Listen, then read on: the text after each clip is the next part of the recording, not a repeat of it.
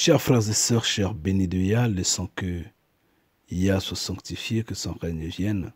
Je voudrais bien vous montrer, chers frères et sœurs, que notre terre, comme je l'ai toujours dit, c'est sur notre terre que la bataille de l'Armageddon aura lieu. Ça va partir de là. Oui, parce que c'est du midi que notre Père va apparaître. Mfumu Congo, Mfumu Zola, Mfumu Tulendo, le roi Congo. Oui, le Créateur Yah viendra de là.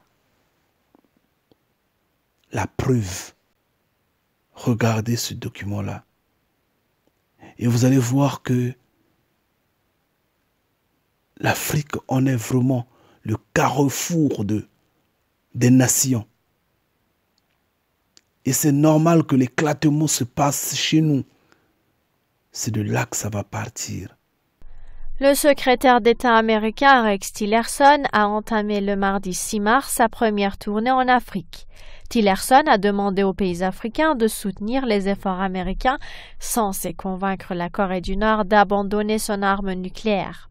Lors d'une conférence de presse conjointe, ce jeudi 8 mars à Addis Abeba, avec le président de la Commission de l'Union africaine Moussa Faki, le secrétaire d'État a prétendu que les pays africains pourraient soutenir Washington tout en poussant Pyongyang à renoncer à son programme nucléaire. La Maison-Blanche rend hommage aux efforts des pays africains dans la lutte contre le terrorisme et elle s'emploie à renforcer ses relations avec les pays du continent noir, a-t-il prétendu. Le secrétaire d'État américain a également mis en garde les pays africains contre le risque de dépendance envers les investissements chinois et les a appelés à revoir les termes de ces investissements, sans quoi ils risquent de perdre leur souveraineté. Il s'agit du premier déplacement du secrétaire d'État américain dans des pays africains depuis le jour où le président américain Donald Trump s'est emporté en janvier dernier lors d'une réunion avec des parlementaires à la Maison-Blanche sur l'immigration, qualifiant selon le Washington Post plusieurs nations africaines ainsi qu'Haïti de pays de merde. En effet, en dépit de l'embargo onusien, la Corée du Nord continue de construire des usines de munitions, de vendre des armes et de former les membres des forces de sécurité de nombreux pays d'Afrique. La société nord-coréenne Mansuda Overseas Project Group réalise plusieurs projets militaires, plus particulièrement la construction d'une école militaire et d'une base pour le ministère de la Défense nationale de Namibie. Un autre rapport des experts onusiens, paru en août 2015, fait état de la construction par les ouvriers nord-coréens d'une base militaire à Suiderof, non loin de Windhoek. La Corée du Nord aide en effet les pays africains à renforcer leur défense nationale, ce qui n'est absolument pas au goût du gouvernement américain.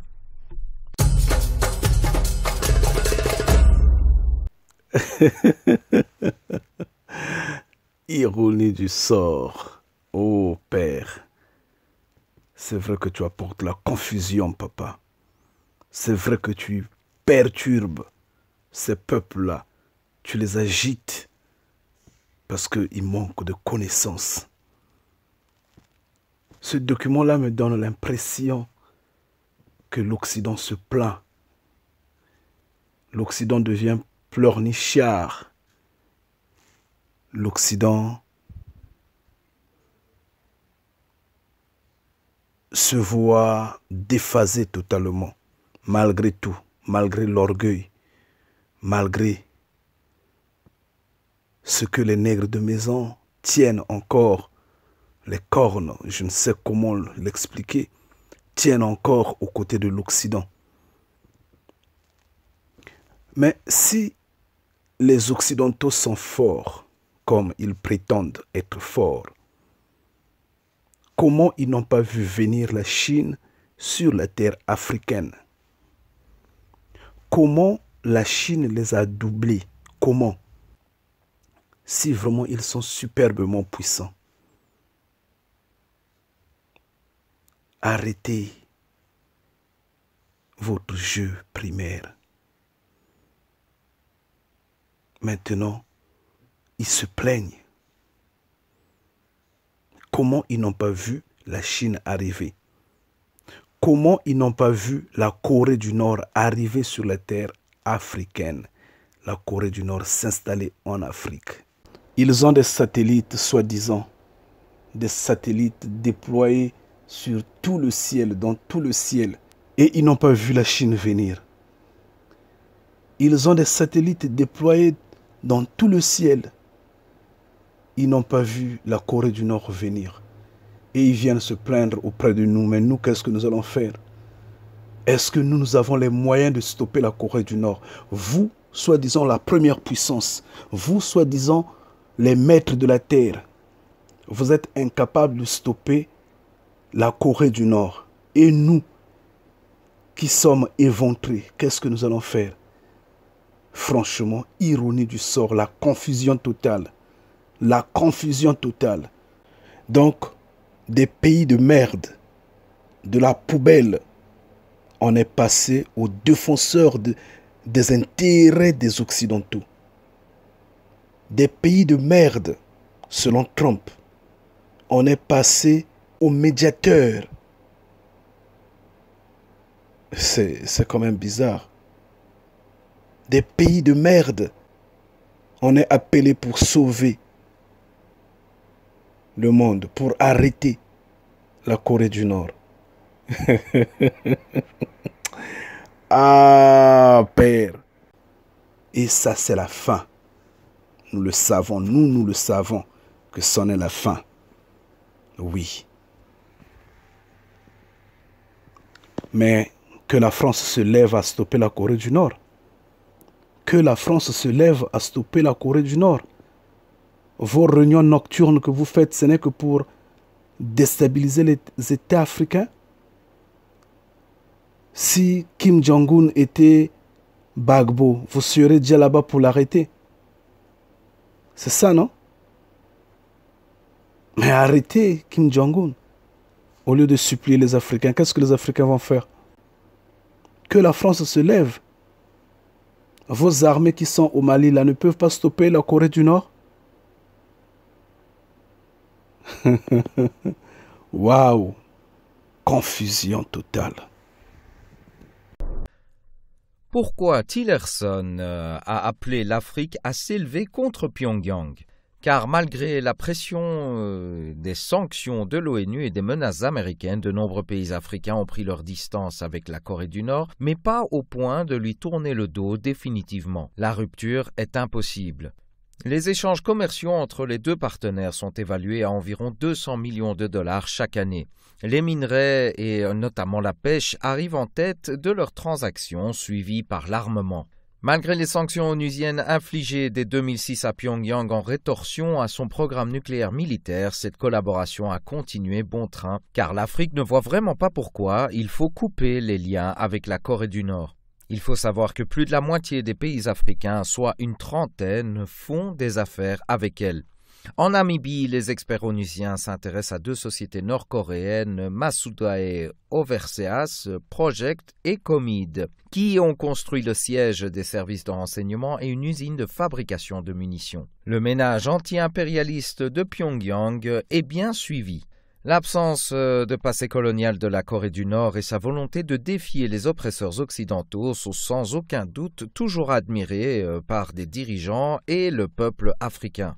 Bien que la Tanzanie, le Soudan, l'Ouganda et même l'Angola aient succombé face à ces pressions. Mais la Corée du Nord ne semble pas prête de perdre son influence en Afrique. Il faut savoir qu'avec tant d'années de pressions américaines, le pays a quand même réussi à faire capituler les États-Unis. En effet, la Corée du Nord, malgré donc ce que les médias occidentaux véhiculent constamment sur ce pays, reste tout de même un pays énormément développé et peut même faire très bien face à la Chine. Surtout qu'elle n'impose pas autant de contraintes que les firmes occidentaux en Afrique. Pourquoi est-ce que les pays africains devraient couper les ponts avec la Corée du Nord ? Tout simplement, c'est parce que l'Afrique, on est une prostituée. Tout simplement, c'est parce que cette terre-là, c'est la terre de tous les maux Maintenant, ils se plaignent. Oui, on va repousser les Chinois, on va repousser les Coréens. Pour vous garder, vous. Et vous, quand vous étiez partis là-bas en premier, qu'est-ce que vous avez fait sur cette terre-là? Qu'est-ce que vous avez donné à ce peuple-là? Quelles sont les garanties, la sécurité, l'assurance, la paix? Qu'est-ce que vous avez fait de ce peuple? Rien du tout. Rien que l'exploiter, le détruire, l'endetter, le tuer. Et maintenant, pourquoi vous vous plaignez? Mais observez que les Chinois arrivent et fassent pareil. Oui, puisque c'est votre jeu, vous les hommes des nations. Pourquoi vous vous plaignez? Les Coréens sont rentrés. Comment vous ne les avez pas vus? Pourquoi vous vous plaignez? D'autres vont arriver, les Iraniens, les Pakistanais, les Indiens. Ils sont déjà là de toutes les façons. Je m'amuse juste à citer. Puisque toutes les armées du monde sont sur cette terre-là. Mais nous vous lançons un avertissement aux expatriés qui sont sur cette terre-là. Choisissez le côté de Mfumunzambi Mpungu. Repentez-vous et changez. Rangez-vous du côté de Mfumunzambi Mpungu avant qu'il ne soit trop tard. Rangez-vous de notre côté. Mais tant que vous allez continuer à vous entêter, nous vous avertissons.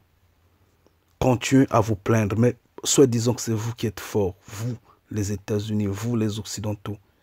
Pourquoi ne pas plier la Corée du Nord comme ça d'un coup? Votre diplomatie maintenant semble s'étendre jusqu'en Afrique, supplier les Africains pour barrer la route à la Corée du Nord.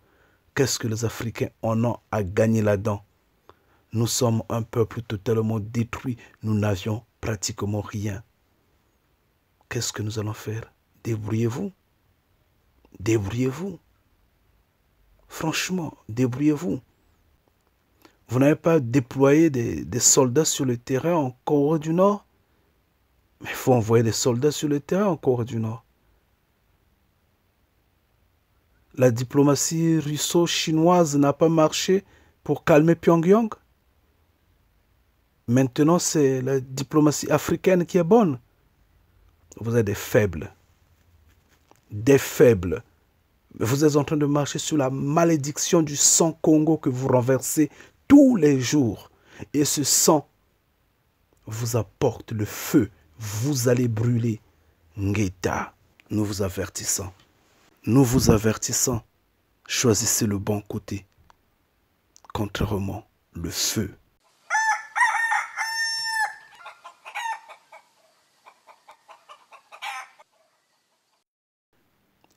Essayez d'imaginer la suite. Essayez d'imaginer la suite, chers frères et sœurs. L'Armageddon se passera chez nous. Oui, parce que nous n'allons pas accepter ça. Oui. Ces nègres de maison qui sont sur le terrain peuvent être d'accord avec tout ça. Eux, ils acceptent ça. Ils ouvrent les portes. Parce qu'ils ne connaissent pas la valeur de cette terre-là. Ces nègres de maison sont pareils à une mère qui est au foyer, en mariage, dont le mari méchant, violent, ne s'occupe pas de la femme et finalement, les enfants disent, ou soit un des enfants, ou les enfants, disent à la maman, « Maman, moi j'ai la solution. Prends ce poison-là, empoisonne papa. Ou prends le couteau, tue papa pour que tu sois libre, tu vas te trouver encore un autre homme. » Ou contrairement, « Maman, prends tes effets, sors de la maison, trouve un autre homme, vas-y. » La maman n'ira pas. L'enfant a juste parlé, la maman n'ira pas. C'est rien du tout. C'est pas ça qui va séparer ce couple-là. Tout comme les voisins disent à la dame, écoute, mais prends le poison, tu t'en maries, il est trop violent, il est trop méchant. Oh, va-t'en, divorce, va trouver un autre homme. Elle ne va pas partir. Non, elle ne va pas partir. Parce que ce qui les lie est dimensionnel. C'est comme les nègres des maisons.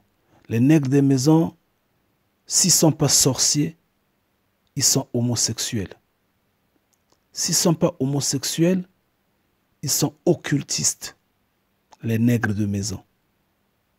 Soit ils sont sorciers, soit ils sont occultistes, soit ils sont homosexuels, quelles que soient les formes.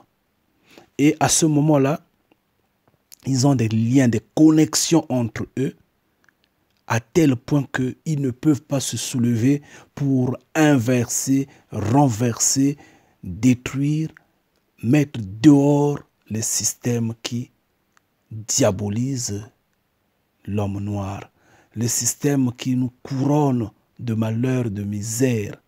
Donc pour eux, ce qui se passe en Afrique est normal.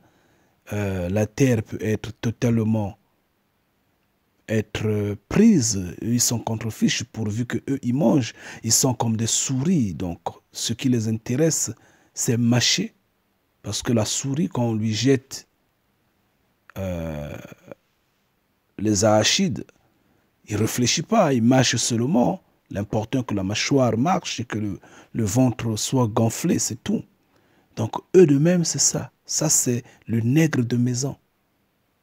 Le nègre de maison, il court par rapport au temps, par rapport aux nations. Cependant, nous nous observons, parce que nous savons que ça va prendre fin bientôt, ça va s'éclater bientôt. Chers frères et sœurs, chers bénis de Yah, laissons que Yah soit sanctifié, que son règne vienne. Je vous en prie, je vous appelle à plus de fermeté, de détermination. Faites de telle sorte que vous ne reculez, ni ne glissez, ni ne tombez, ni ne regardez derrière, ni à gauche, ni à droite. Marchez de l'avant, continuez à marcher parce que nous sommes la toute dernière génération et nous sommes à la fin. Oui, je vous en prie, chers frères et sœurs, nous sommes à la fin. Mettons-nous plus en prière. Dans la combativité, ça va passer. Oui, ça va passer. Il n'y a aucun problème, aucun mal qui va nous arriver, parce qu'en fait, nous sommes les enfants de Mfumu Kongo et il va nous assister. Tout est fini. Nous sommes la dernière génération. Et notez bien que tout le monde ne sera pas sauvé. Ngeta.